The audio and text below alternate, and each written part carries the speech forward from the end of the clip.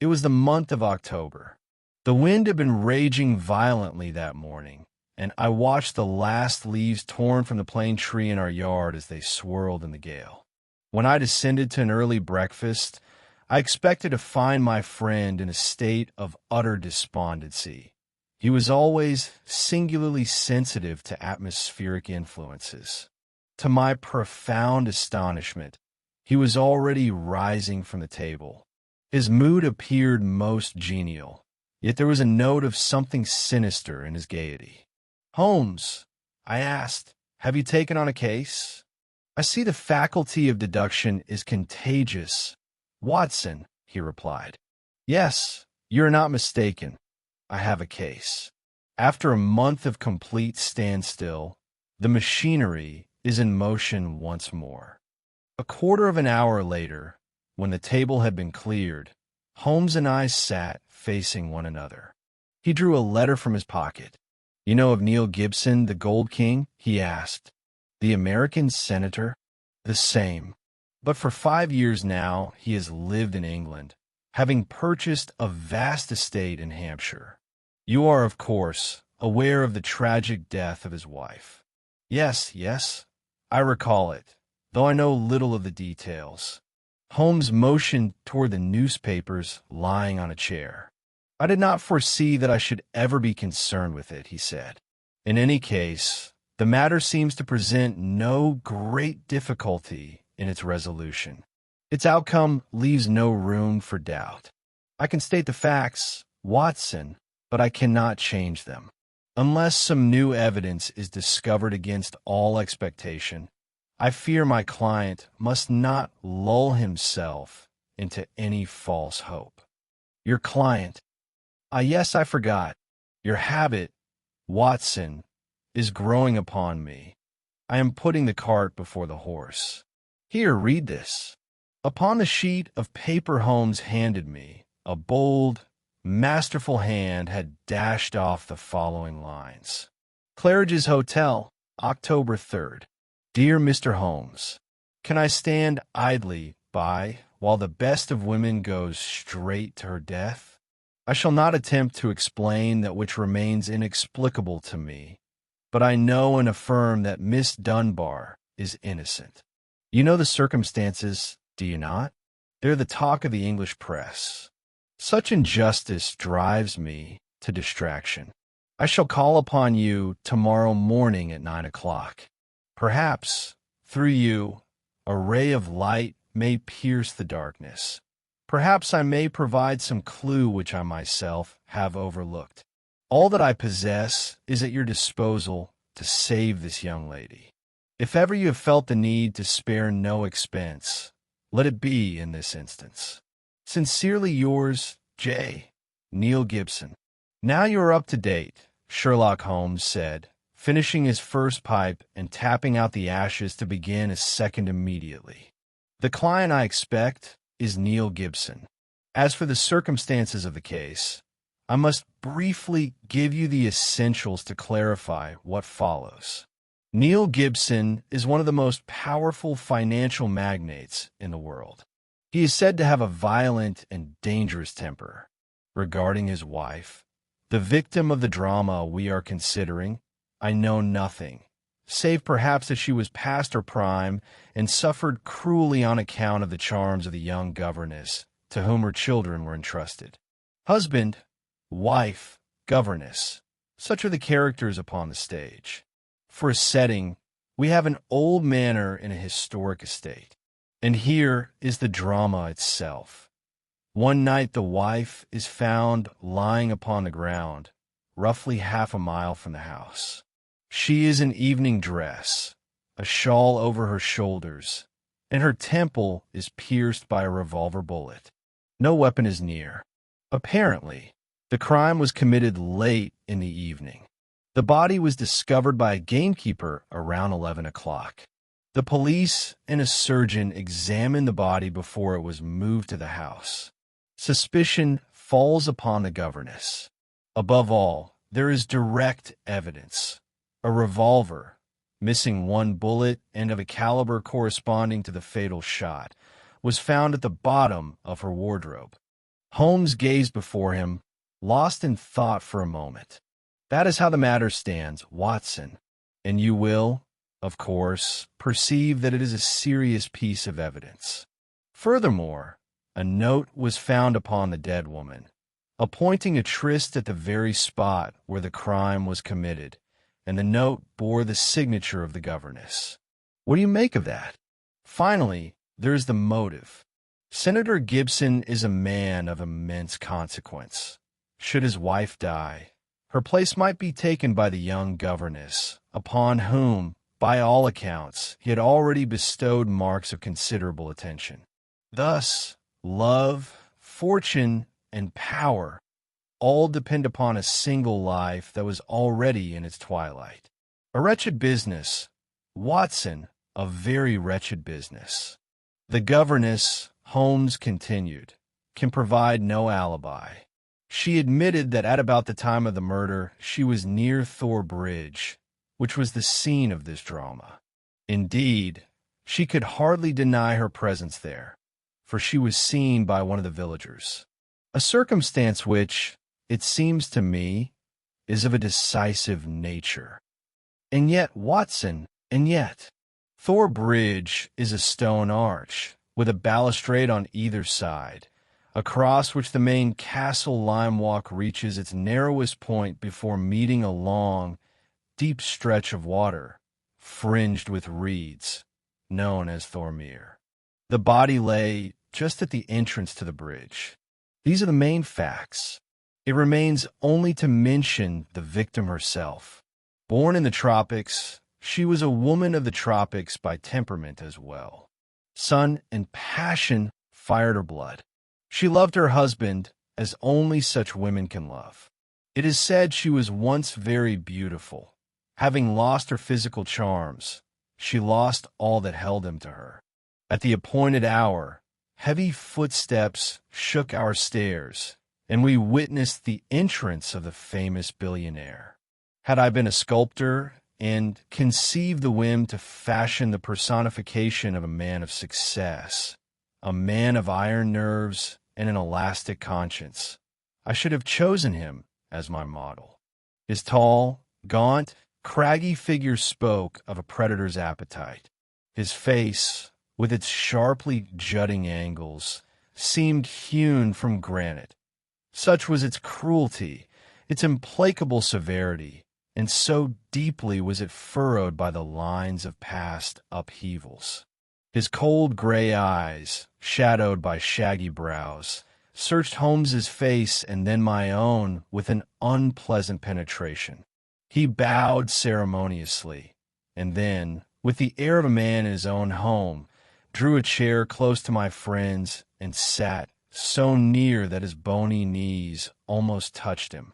"Let me state at the outset, Mr. Holmes," he began, "that money is of no consequence to me in this matter. Fling it out of the window if you think it will lead you to the truth. This young lady is innocent, and she must be cleared of the slightest shadow of suspicion. Therefore, name your figure." "My professional charges are upon a fixed scale," Holmes answered coldly. "I do not vary them, save when I remit them altogether." "Well, then, if dollars do not interest you, think of your reputation. Bring this case to the light of day, and I promise you a magnificent advertisement in the English and American press. Both continents shall talk of nothing but you." "Thank you, Mr. Gibson, but I do not find that I am in need of an advertisement. We are wasting time. Let us proceed to the facts. You will find them fully set forth in the newspapers. However, if there is any point you wish to have enlightened, I am at your service. I should like to know the true nature of your relations with Miss Dunbar." The Gold King made a sudden movement, drawing himself up to his full height, but he instantly resumed his composed manner. "I presume that you have some sufficient reason for addressing such a question to me." "Let us assume that I have," said Holmes. "Very well. I can assure you that my relations with Miss Dunbar were always those of an employer to a member of his household. I never spoke with her, nor did I see her, except in the company of my children. Holmes rose. "I'm a very busy man, Mr. Gibson," said Holmes. "I have neither the leisure nor the appetite for idle conversation. I wish you a very good morning." Our visitor rose as well, towering over Holmes with his tall, ungainly figure. "Are you accusing me of a lie?" I sprang to my feet, for the billionaire's face was twisted in a look of diabolical fury, and he had raised a great, knotted fist. Holmes, however, merely smiled with a weary air as he removed his pipe from his mouth. "Pray, do not be noisy, Mr. Gibson. I find that after breakfast, even the slightest argument is detrimental to one's health. Take my advice. Go out and breathe the morning air. It will refresh your thoughts and do you much good." I marveled at the self-control with which the Gold King managed to master himself. In an instant, he passed from a state of frantic rage to one of icy composure. "Yes, Mr. Holmes, I was perhaps too quick to put a sinister construction upon your words. You are right to demand the facts, whatever they may be. But I can assure you that my relations with Miss Dunbar have no bearing upon this case. That is for me to decide, is it not? Perhaps. But you will agree, Mr. Holmes, that for a man to be asked point-blank about his relations with a woman, it is difficult to suppress a movement of indignation, provided, of course, that a serious feeling is involved. Most men have some secret corner of the soul where they care not to admit strangers, and it was there that you so abruptly intruded. However, the die is cast. The secret corner is open to you. Conduct whatever investigation you please. What is it you wish to know?" "The truth." The Gold King fell silent for a moment, as if marshaling his thoughts. His dark, harsh face grew even more grim and sorrowful. "A few words will suffice for the explanation, Mr. Holmes. I met my wife in Brazil in the days when I was seeking gold there. Maria Pinto, the daughter of an official in Manaus, was very beautiful. I, for my part, possessed all the fire of youth. She was a woman of a rich, passionate nature, extreme and immoderate, but she lacked balance. She was quite unlike our American women. In short, I loved her and I married her. The romance lasted some years, but we had absolutely nothing in common, and my love began to wane. I endeavored to stifle every feeling she had for me. I even carried my coldness toward her to the point of ill usage, hoping that by killing her love and turning it to hate, I was doing a service to us both. A fruitless labor. She continued to adore me in the groves of England, just as she had adored me 20 years ago on the banks of the Amazon. My vilest actions did nothing to diminish her devotion. And it was just at this time, wishing to find a governess for our children and having placed an advertisement, that I saw Miss Grace Dunbar before me. You may, perhaps, have seen her portrait in the papers. I confess that I could not live under the same roof as that woman without becoming passionately enamored of her. Do you censure me, Mr. Holmes? All my life, I have had only to stretch out my hand to receive whatever I desired. And never yet have I desired anything as I desired the love of this woman. And I told her so. Indeed, when Holmes was moved, he spoke with an authority that was impossible to resist. I told her that I would have married her were I free, but that I was prepared to do everything to ensure her a life of happiness. I do not doubt your generosity, my friend remarked mockingly. Steady, Mr. Holmes.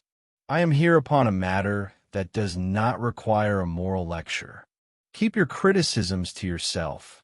If I agree to take up this case, it is solely for the sake of the young lady. Holmes replied fiercely. You're among those few rich men who should not be permitted to always count on the criminal indulgence of the world. In my heart, I was profoundly surprised to see the Gold King accept this rebuke without protest. I say as much to myself now. Fortunately, my projects met with failure. Miss Dunbar rejected all my advances. She wished to flee my house at once. Why then did she remain? Because there were certain persons dependent upon her who would have been sacrificed had she left her post. When I gave her my oath to cease my persecutions, she agreed to stay. But there was another reason of even greater weight. She knew she possessed an influence over me beyond any other, and she thought to use it for the proper ends. In what manner? You see, she knew something of my affairs. And my affairs, Mr. Holmes, have a scope that the ordinary mortal cannot fathom. I create and I destroy as I see fit. More often destroy, not only individuals, but corporations, cities, even whole nations. Business is a cruel game, and so much the worse for the weak if they are crushed at the very start. Miss Dunbar did not share my views on this account. She declared that no man has the right to build his fortune at the cost of the ruin of thousands. She saw, perhaps, that there is something more precious than dollars. Seeing that I listened to her words, she decided that to influence me was to serve the public interest. Therefore, she stayed, and the drama was the result. And regarding the drama itself, do you know of nothing that might shed some light upon it? The Gold King was silent for a minute. Clasping his head in his hands, he was lost in thought.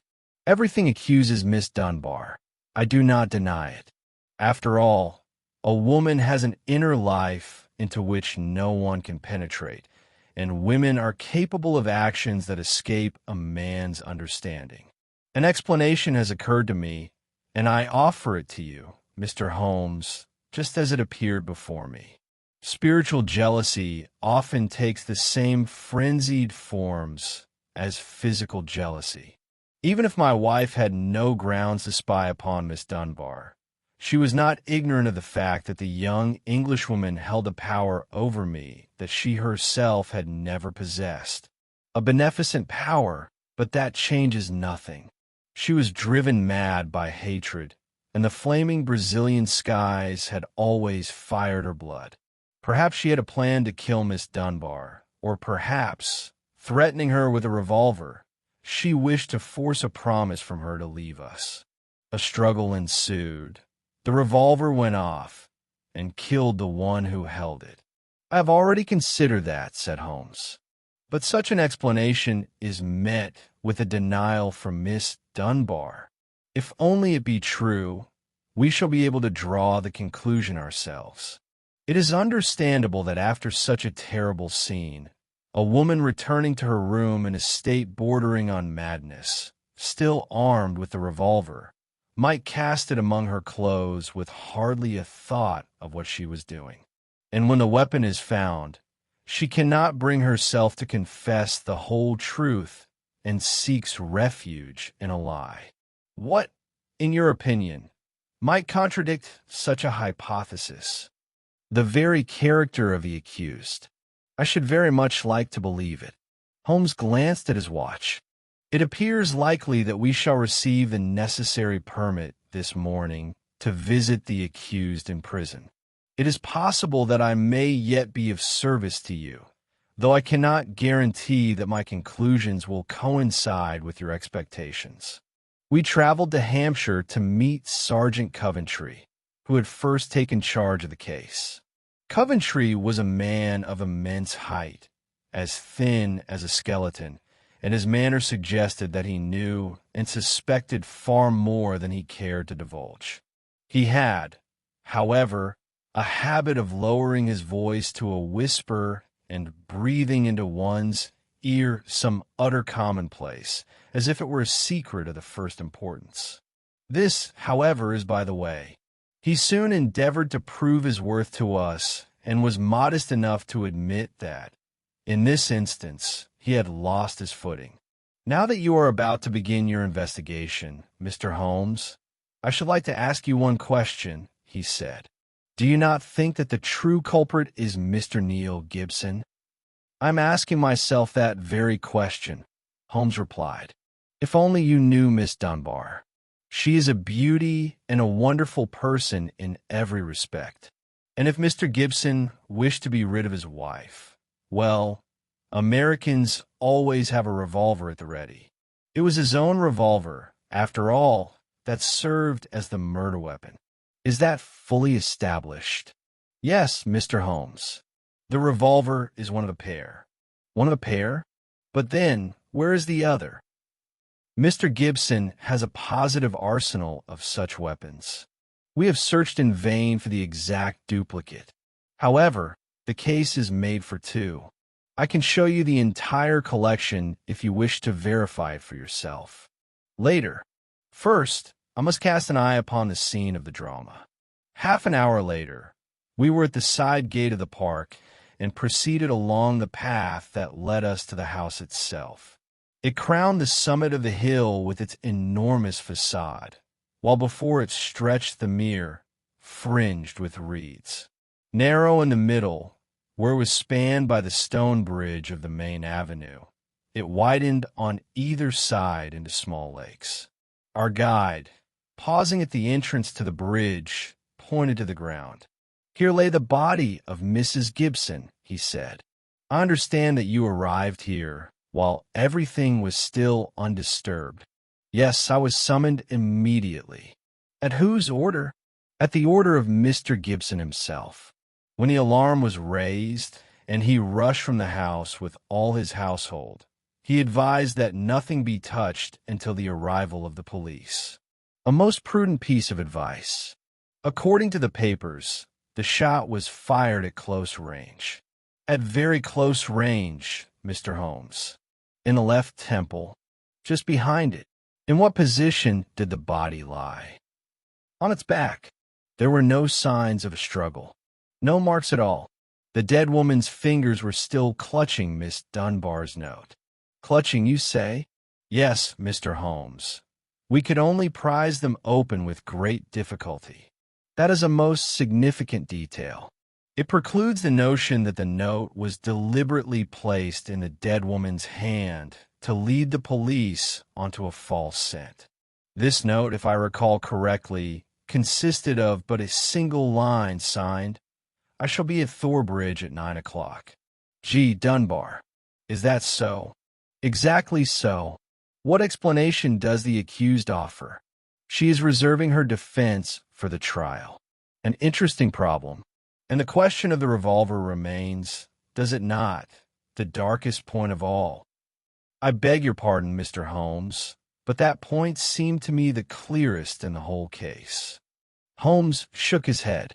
"If the note is genuine, and we know it to be so, then Mrs. Gibson must have received it an hour or two before the tragedy. But in that case, why was the note still in her left hand?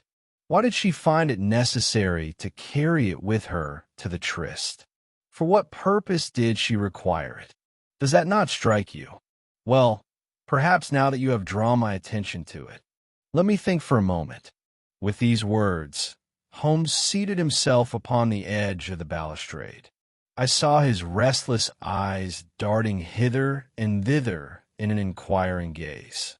Suddenly, with a single bound, he sprang to the ground, rushed to the opposite balustrade, drew a magnifying glass from his pocket, and began to examine the surface of the stone slab.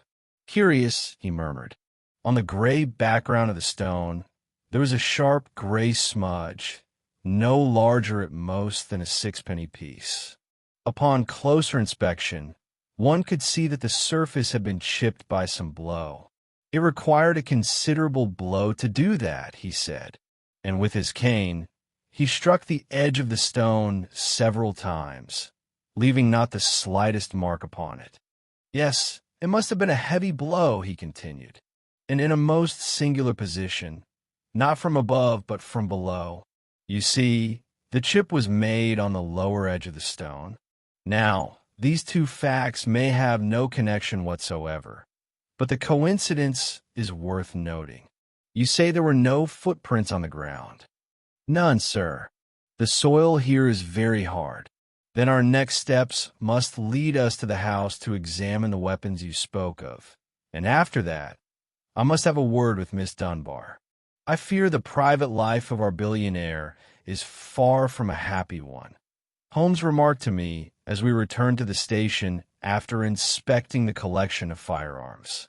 We have gathered a fair number of facts, Watson, yet I am still far from a final conclusion. We know that at the moment the alarm was raised, Gibson was in his library.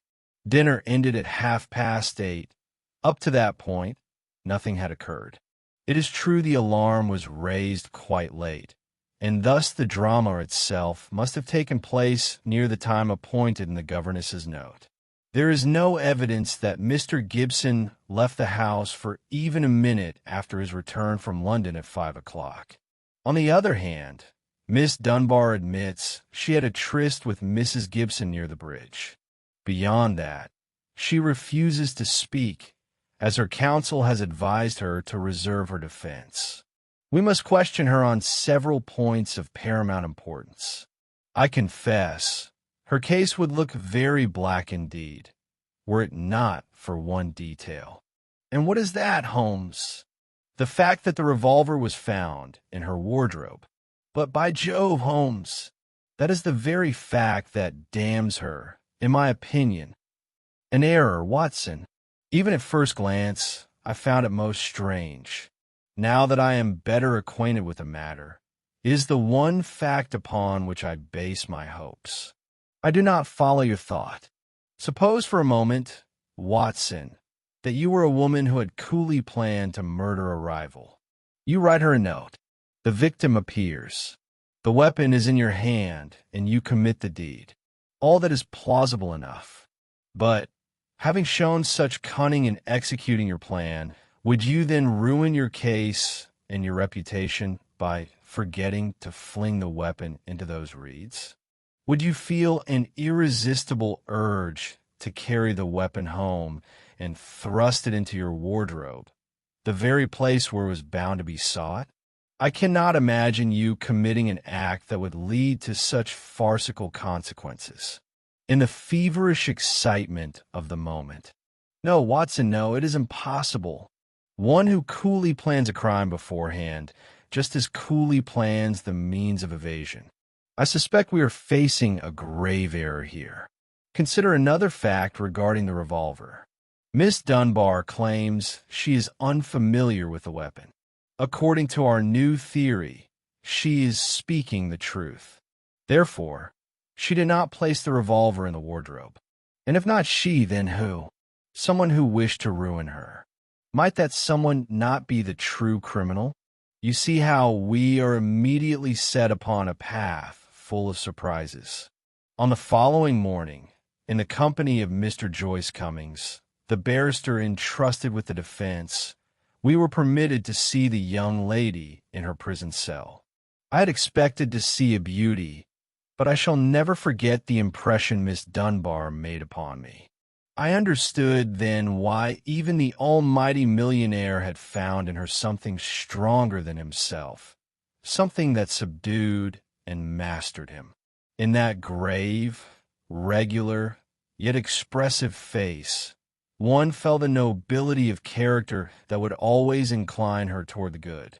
Now, however, there was a pleading, helpless look in her dark eyes, like that of a hunted animal that feels the net closing in around it.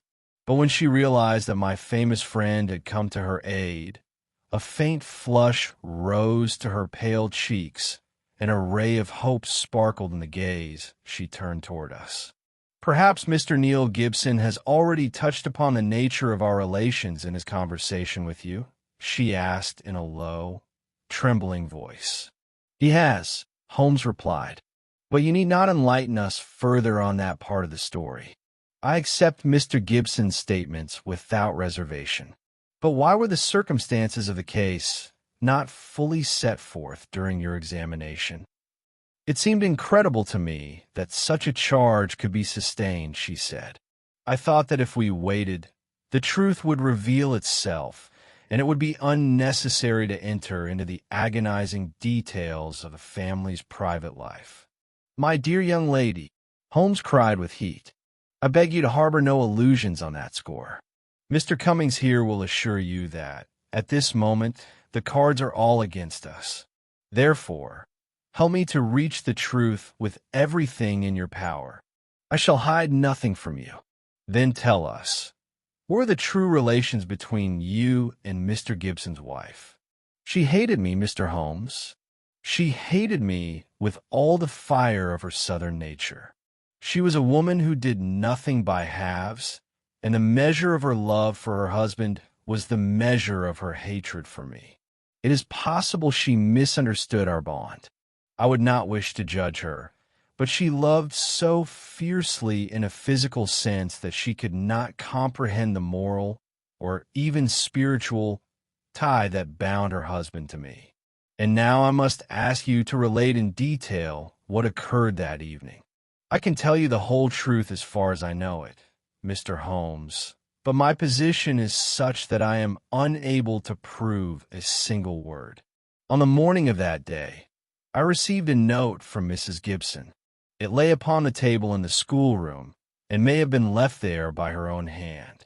She implored me to meet her at the bridge after dinner, saying she had something of great importance to communicate, and asked me to leave my reply upon the sundial in the garden, as she wished no one to know of our meeting. I saw no reason for such secrecy, yet I agreed to the request. She asked me to destroy the note, and I burned it in the schoolroom grate.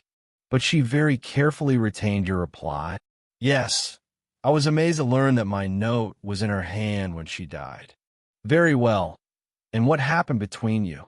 I went as I had promised, and when I reached the bridge, she was waiting for me. Truly, it seems to me she was mad, possessed of that profound capacity for deception so common in the insane. How else could she meet me day after day with indifference, while nursing such frantic hatred in her heart? I shall not repeat what she said. She poured out all her wild fury in terrible words. I did not even answer. I stopped my ears and ran from her. She remained at the entrance to the bridge, shrieking curses after me. And where was she found later? A few paces from that very spot. And yet, assuming she died shortly after you left her, did you hear no shot? No, I heard nothing. I was so agitated and terrified by that horrific outburst of hate that I ran straight to my quiet room and was past the state of noting anything that happened. You say you returned to your room. Did you leave it again before the following morning? Yes. When the alarm was raised, I ran into the garden with the others. Did you see Mr. Gibson? He was running there as well, and I saw him upon my return, just as he had summoned the doctor and the police. Did he seem much affected to you? He is a man of great energy and self-control, but I know him well, and I am certain he was deeply grieved. We come now to the most vital point. The revolver was found in your wardrobe. Had you ever seen that weapon before? Never, I swear it. When was it found? On the morning after the tragedy, during the search conducted by the police. Among your dresses? Beneath them, on the bottom shelf of the wardrobe. Can you say how long the revolver had been there? It was not there at the same hour on the previous day. How can you be sure? I had been tidying my wardrobe the morning before. Then someone entered your room and placed the revolver there. But in that case, when could they have entered without your knowledge? Either during breakfast or during the hours I was with the children in the schoolroom. I thank you, Miss Dunbar. Can you recall any other fact that might throw light upon our inquiry? None, if my memory serves me. Just opposite where the body lay, we noted a mark of a blow upon the bridge balustrade. How would you account for that? Perhaps a simple coincidence. Curious, Miss Dunbar, very curious. Why should that mark appear in such a place at the very moment the drama occurred? Over Holmes's pale face there came that look of tension, that faraway expression which always appeared when his thoughts had reached a turning point. Suddenly, he started from his chair, driven by the need for action. "Come, Watson, come," he cried. "Mr. Cummings, I shall communicate with you. Have patience until tomorrow, Miss Dunbar. I can only tell you for now that the truth will prevail in the end." When we were back in the railway carriage, the journey seemed interminable to me, as it did to Holmes. He could not sit still. He paced feverishly to and fro, or drummed his fingers upon the cushions. "Watson, do you always carry your weapon during our little excursions?" he asked as we neared our destination. I drew from my pocket a small, handy revolver. Holmes opened the cylinder and inspected the cartridges. "I believe, Watson, that your revolver will be closely linked to the solution of our problem." "You are joking, Holmes." "I am in deadly earnest. We have an experiment to perform. If it succeeds, our task is done. Everything depends upon the behavior of this weapon. Let us remove one cartridge. So, we shall leave the other 5 and set the safety." There, the scene is correctly reconstructed. I had not the slightest notion of what Holmes intended, and he did not deign to share his idea with me. Leaving the train, we took a carriage and stopped on the way at a village grocer's, where we purchased a ball of stout twine. The sun was setting when we alighted from the carriage. The sergeant walked beside us, treading heavily and glancing sideways at my friend from time to time, as if doubting his sanity. As we approached the scene of the crime, I observed that despite his usual air of indifference, Holmes was highly strung with excitement. "We are here," said Holmes. On the way, he had firmly secured one end of the twine to the handle of the revolver.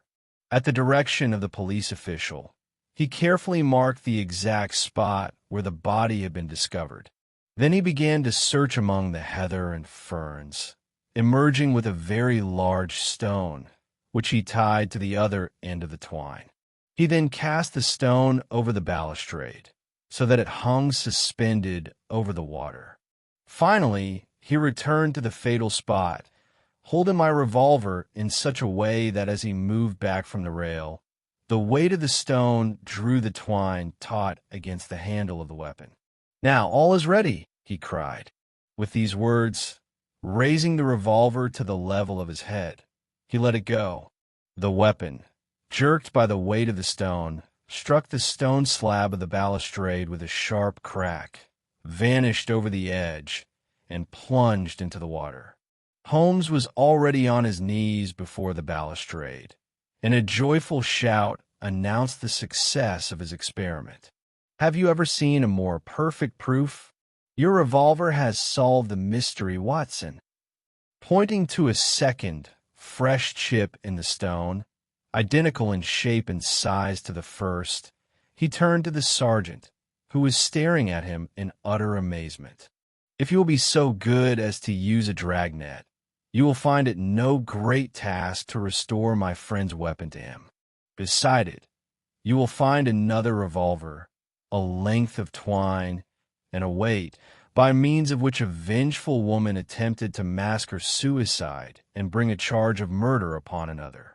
You may inform Mr. Gibson that I shall speak with him tomorrow morning regarding the measures necessary for Miss Dunbar's exoneration." The final reckoning. That evening, as we lit our pipes in the village inn, Holmes briefly laid the whole matter before me. "I fear, Watson, that this case will add little to my reputation. I failed to employ that blend of imagination and common sense which lies at the heart of my art. The stone slab of the balustrade alone should have set me upon the right path to the solution. It is a matter of chagrin to me that I did not arrive at it sooner. To be sure, the means employed by the unhappy Mrs. Gibson were too cunningly devised to be grasped at once. I believe that in all our adventures, we shall find no stranger example of what a perverted love is capable of. When her husband met her protestations of affection with nothing but base actions and vile words, she attributed her injury to a young girl who was entirely blameless. Her first thought was to kill herself. Her second, to do so in such a manner that Miss Dunbar would be subjected to an even more terrible fate. We can trace the development of her mind step by step. She displayed a remarkable ingenuity. First, she found a way to obtain a note from Miss Dunbar, which would suggest that the young lady had herself chosen the scene of the crime. In her anxiety to ensure the note was discovered, she nearly ruined her own design by clutching it in her hand at the moment she took her life. That fact alone should have awakened my suspicions much earlier. Then she took one of the revolvers, of which, as you saw, her husband possessed a vast selection, and kept it for her own use. On the morning of the day, she reached her sinister resolution. She hid a matching revolver in the governess's wardrobe, having first fired one shot, which she could easily have done in the woods without attracting notice. Finally, she went to the bridge that evening. She had conceived an extraordinarily clever method of making the weapon disappear after her death. Upon meeting Miss Dunbar, she summoned all her energy and strength to hurl her hatred into the girl's face, and when the latter took to flight, she shot herself. Thus, every link is in place and the chain is complete.